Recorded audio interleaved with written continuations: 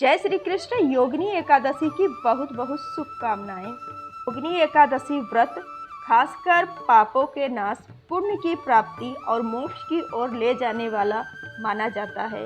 इस दिन व्रत रखने से और भगवान विष्णु की पूजा करने से सभी रोग, दोष और पापों से मुक्ति मिल जाती है। इस वर्ष योगिनी एकादशी 21 जून को भी कुछ लोग रख रहे हैं और कुछ लोग 22 जून को भी एकादशी का व्रत कर रहे हैं। योगिनी एकादशी भगवान विष्णु और देवी लक्ष्मी को समर्पित है। ऐसा माना जाता है कि इस दिन भगवान विष्णु और देवी लक्ष्मी की उचित और समर्पित पूजा करने से व्यक्ति को मनवांछित इच्छाएं और आध्यात्मिक लाभ मिलता है। प्राचीन समय की बात है, अलकापुरी नाम के नगर में कुबेर नाम का एक राजा रहता था। वह भगवान शिव का बड़ा भक्त था और नित्य उन्हें सुंदर सुंदर फूल अर्पित करता था।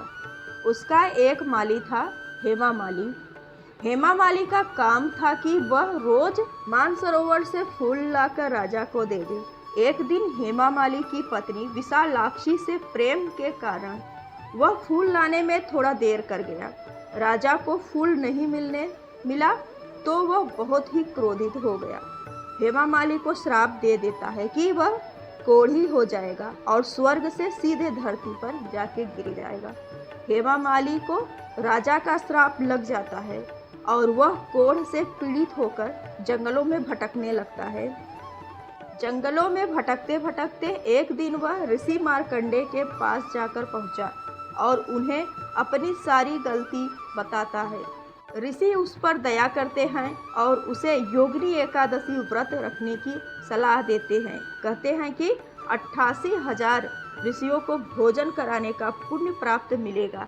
हेममाली पूरी श्रद्धा और भाव से योगिनी एकादशी व्रत का पालन किया। अगले दिन उसका कोढ़ दूर हो जाता है और वह फिर से सुंदर और स्वस्थ हो जाता है। इसके बाद उसे फिर से स्वर्ग की प्राप्ति हो जाती है। योगिनी एकादशी का हिंदू धर्म में गहरा धार्मिक महत्व है। इस शुभ दिन पर भक्त भगवान विष्णु की पूजा करते हैं। उनका मानना है कि व्रत रखने से पिछले पापों को धोने में मदद मिलती है और व्यक्ति को जन्म और मृत्यु के चक्कर से मुक्ति मिल जाती है। कहा जाता है कि योगिनी एकादशी पर भगवान विष्णु की पूजा करने से सुख, धन और समृद्धि मिलती है।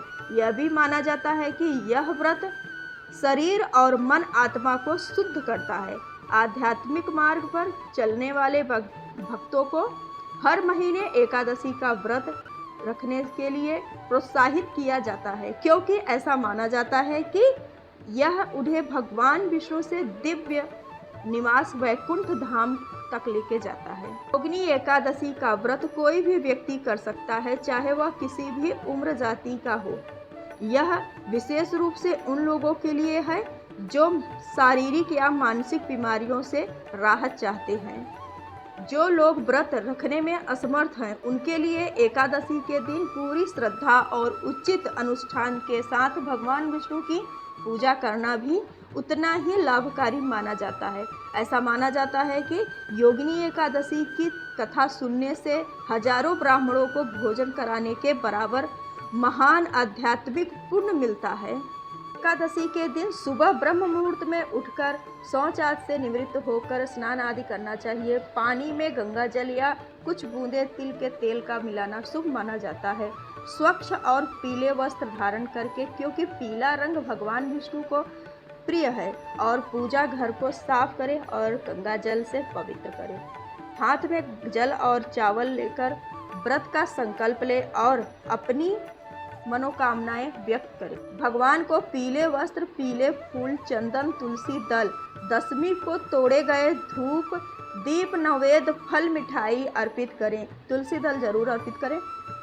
विष्णु सहस्त्र नाम का पाठ करें या ओम नमो भगवते वासुदेवाय मंत्र का 108 बार जाप करें और एकादशी व्रत कथा का पाठ करें या सुन लें। यदि संभव हो तो फलाहार कर सकते हैं। नमक नहीं खाना है।